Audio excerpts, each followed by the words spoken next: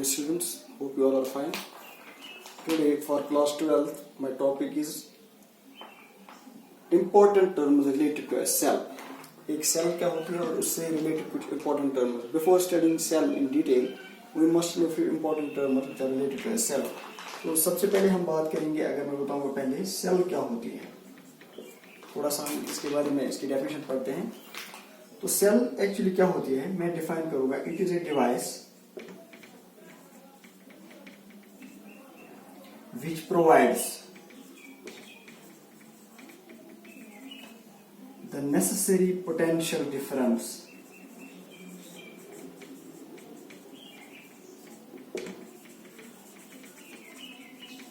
in an electric circuit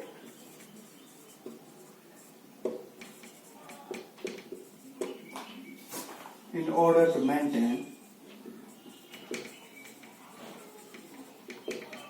the continuous flow of electric current through it.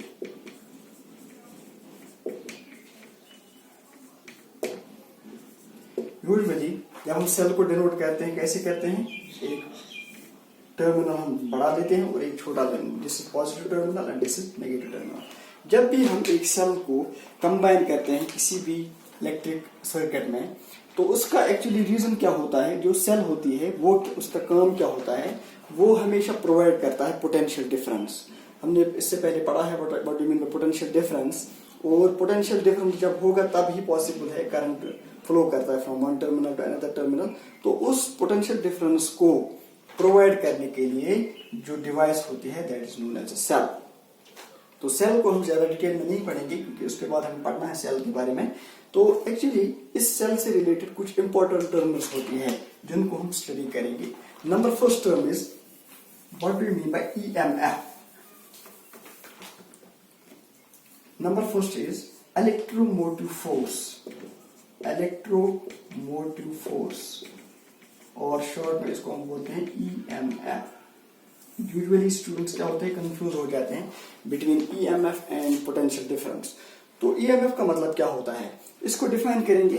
जो EMF actually होता है it is known as electromotive force. हालांकि इसमें force आता है बट ये फोर्स नहीं होता है, ये होता है अमाउंट ऑफ वर्क डन. तो पहले मैं बताऊंगा इलेक्ट्रोमोटिव फोर्स की डेफिनेशन क्या है.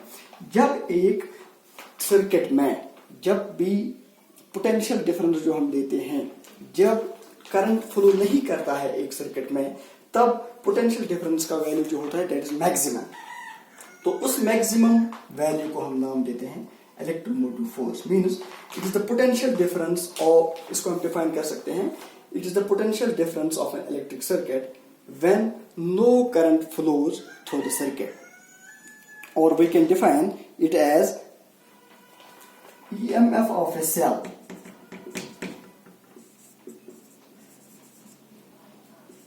is the potential difference.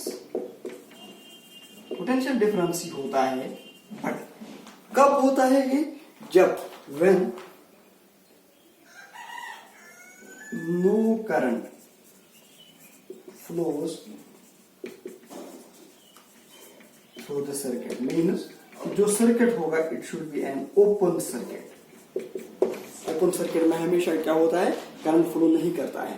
तो इलेक्ट्रोमोटिव फोर्स पोटेंशियल डिफरेंस ही होता है, but it can be considered as the maximum value of potential difference. Means कि जब एक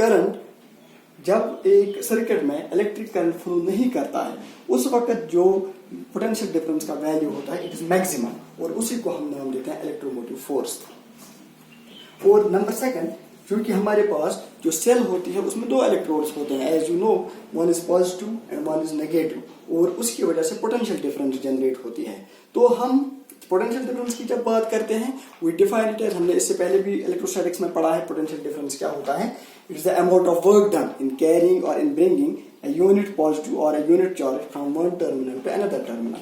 तो हम कह सकते हैं the maximum amount of work done, the maximum work done to bring a unit charge from one terminal to other terminal, इसको भी हम हम नाम दे सकते हैं इलेक्ट्रोमोटिव फोर्स, बिकॉज मैंने यहां पर लिखा maximum value of work done. Number first, EMF of cell is the potential difference, यानी ये पोटेंशियल डिफरेंस ही होता है जब करंट फ्लो नहीं करता है, when the circuit is open। Number second, it can be defined as the maximum work done, क्योंकि हमने बात की पोटेंशियल डिफरेंस की, तो पोटेंशियल डिफरेंस को हम डिफाइन करते हैं amount of work done in carrying और in bringing a unit charge from one terminal to another terminal, उसी को हम नाम देते हैं पोटेंशियल डिफरेंस। बट सिंस जब हमारा वर्क डन मैक्सिमम होगा, मीन्स कि हम कोई करंट उसमें से नहीं फ्लो हुआ है, तब जो वर्क डन होगा इट विल बी मैक्सिमम, और उस वक्त जो हमारा पोटेंशियल डिफरेंस होगा दैट विल बी ईएमएफ, इसी को नाम देते हैं electromotive force. Electromotive force since it is the work done on A charge, तो मैं इसका जो यूनिट लिख सकता हूं, क्या लिख सकता हूं, इसका यूनिट वर्क डन का क्या है, जूल, और इसका कूलम, तो जूल पर कूलम, और उसी को हम नाम देते हैं वोल्ट। इसका भी यूनिट सेम है एज पोटेंशियल डिफरेंस, जो वोल्ट होता है। इसके बारे में मैं थोड़ा सा बताऊंगा। जो इलेक्ट्रोमोटिव फोर्स हमारा होता है, इसको कंफ्यूज करते हैं ज्यादातर पोटेंशियल डिफरेंस के साथ। तो इलेक्ट्रोमोटिव फोर्स जो होता है,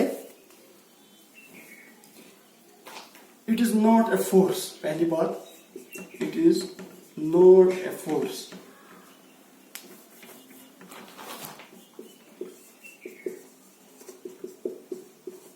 rather it is a work done। Important point जो इसमें है, इलेक्ट्रोमोटिव फोर्स को हमेशा कंसिडर करना as work done, it is not a force, it is always a work done on each charge. Number second, ये जो इलेक्ट्रोमोटिव फोर्स होता है ये किस चीज पे डिपेंड करता है, it is independent of, it is independent, ये किस चीज पे डिपेंड नहीं करता है, इंडिपेंडेंट ऑफ। नंबर फर्स्ट मैं लिखूंगा ईएमएफ जो होता है ये किस चीज पे डिपेंड नहीं करता है, साइज ऑफ द इलेक्ट्रोड्स,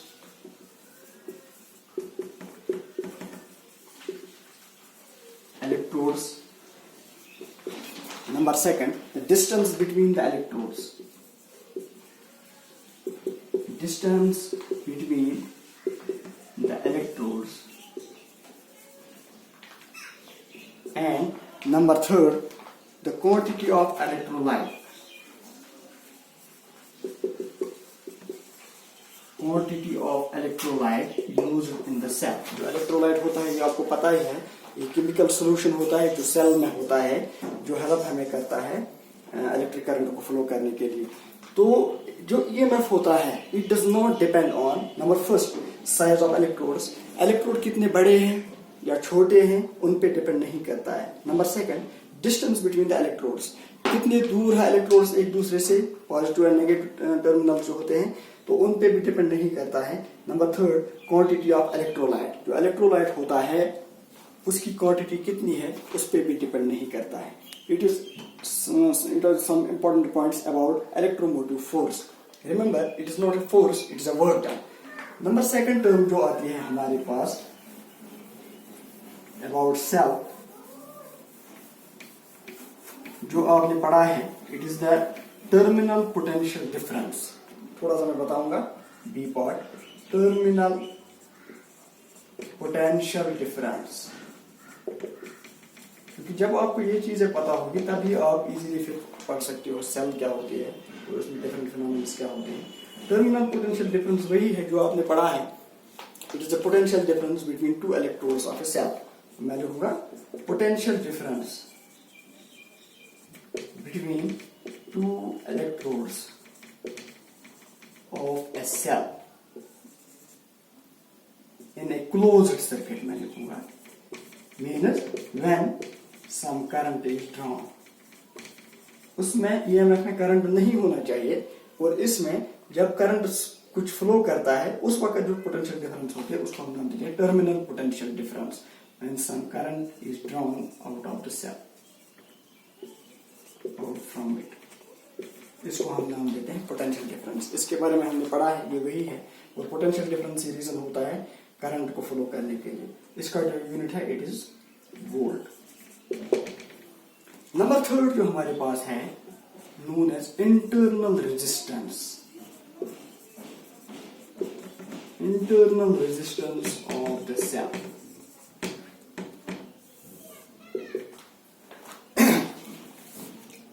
जब भी करंट फ्लो करता है, हमने पढ़ा है रेजिस्टेंस डेवलप होती है, और हम इलेक्ट्रोस्टैटिक्स में हमने इसको डीपली पढ़ा है कि जब भी करंट फ्लो करता है due to collisions of electrons, हमेशा जब करंट कंडक्टर में होता है तो उसमें कोलिजन्स की वजह से वो अपोजिशन क्रिएट होती है to the flow of current, known as its resistance. Similarly जब सेल की हम बात करेंगे, इसमें जो दो टर्मिनल्स होते हैं, one is positively charge and second is negatively charge, तो उनकी वजह से जब पोटेंशियल डिफरेंस क्रिएट होता है, जब और उस पोटेंशियल डिफरेंस की वजह से जब करंट फ्लो करता है तो इलेक्ट्रोलाइट और इलेक्ट्रोड्स जो होते हैं उनकी वजह से रेजिस्टेंस डेवलप होती है, उसको हम नाम देते हैं internal resistance of the cell. Means it can be defined as the opposition offered by the electrolyte. मैं लिखूंगा opposition offered by the electrodes and electrolytes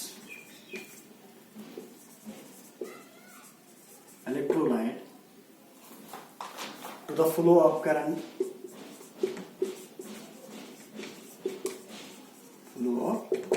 इसी को हम नाम देते हैं internal resistance of the cell. तो इंटरनल रेजिस्टेंस को हम डिनोट करते हैं स्मॉल r से, डिनोटेड बाय स्मॉल r, और इसका जो यूनिट है it is simply Om.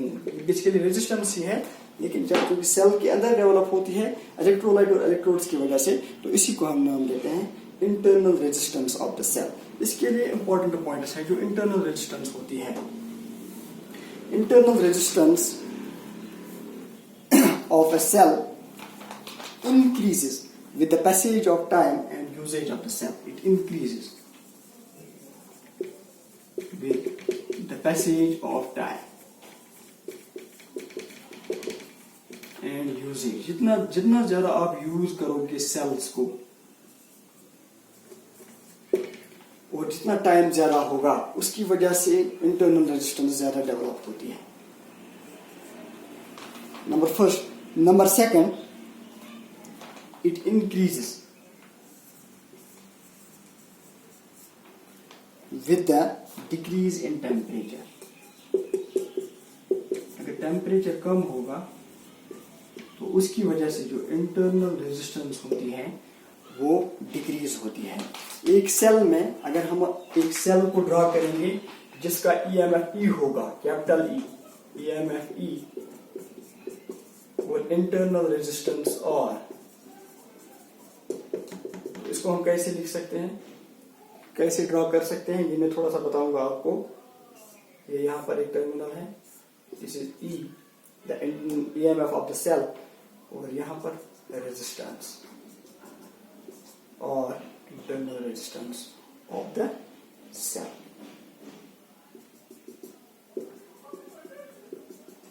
This is the cell of EMF E and internal resistance और। तो ये पूरे से इंपॉर्टेंट टर्म्स है, तीन के बारे में हमने बात की। EMF first, number second terminal potential difference, and number third internal resistance of the cell. Since हमने बात की about terminal potential difference and EMF, तो in order to avoid the confusion between potential difference and EMF of the cell, मैं थोड़ा सा इनको differentiate करूंगा, कैसे ये डिफरेंशिएट होते हैं। तो मैं लिखूंगा difference between EMF and terminal potential difference, क्योंकि ज्यादातर स्टूडेंट्स जो होते हैं कंफ्यूज होते हैं, वो EMF को भी पोटेंशियल डिफरेंस बोलते हैं और पोटेंशियल डिफरेंस को भी पोटेंशियल डिफरेंस ही बोलेंगे ऑब्वियसली। तो मैं लिखूंगा यहाँ से टेबुलर फॉर्म में लिखूंगा, नंबर फर्स्ट इज EMF और इलेक्ट्रोमोटिव फोर्स एक साइड से, और सेकंड साइड से लिखूंगा मैं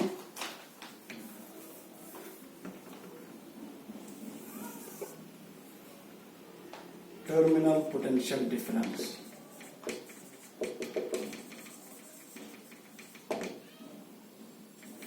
पहली बात, पहली डिफरेंस, ये आपकी डेफिनेशन ही है। EMF क्या होता है? Potential difference. पोटेंशियल डिफरेंस ही होता है when circuit is open, means when no current flows through the circuit। इसमें क्या आएगा? potential difference when circuit is closed. एक डेफिनेशन, जब सर्किट ओपन होगा means no current flows through it, तो उस वक्त जो maximum value of potential difference होगा उसको नाम देते हैं इलेक्ट्रोमोटिव फोर्स। और जब करंट फ्लो करता है उस वक्त थोड़ा सा डिक्रीज होता है वैल्यू ऑफ पोटेंशियल डिफरेंस, तो उसको हम नाम देते हैं terminal potential difference. Number second, जो ईएमएफ होता है it is independent of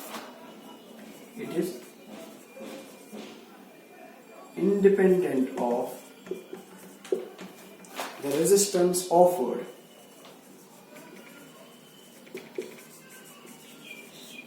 by external circuit। ये रेजिस्टेंस पे डिपेंड नहीं करता है। एक्सटर्नल सर्किट जो होता है उसमें जो रेजिस्टेंस होगी उस पे ये डिपेंड नहीं करता है। हालांकि जो टर्मिनल पोटेंशियल डिफरेंस होता है it is proportional to the resistance between two points.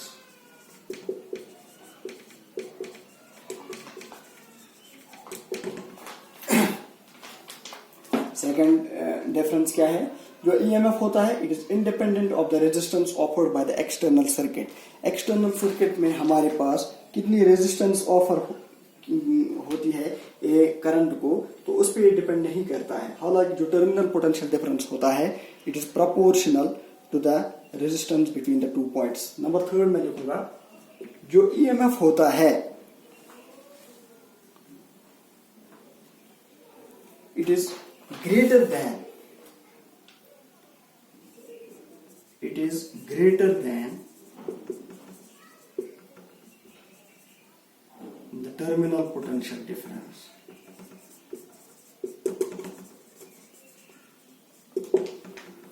of a cell, और इसमें it is less than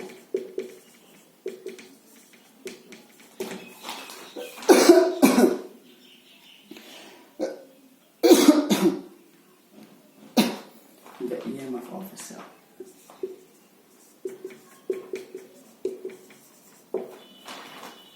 number 4, तीन डिफरेंस आ गई। नंबर 4 में बताऊंगा, जो EMF एक्चुअली होता है हमारे पास it is related to the source of the electric, और मैं लिखूंगा it is related, this term is related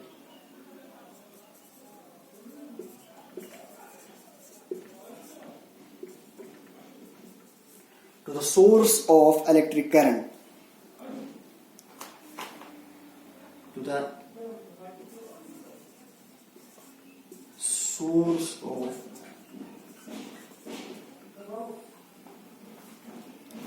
electric current। इसमें जो होता है टर्मिनल पोटेंशियल डिफरेंस में, this is the term which tells about the effect of the electric current।